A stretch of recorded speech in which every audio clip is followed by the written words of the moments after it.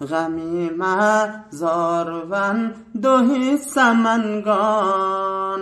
غمی مهزارون دوهی سمنگان دردای دل منه نمود چندان زی غمهای شهیدان وطن خو دو دست بر سر زنم یا سر بسندان دو دست بر سر زنم یا سر بسندان گلای کنده شده از گلستان سیاه پوشم نموده در شبستان سیاه پوشم نموده در شبستان گلای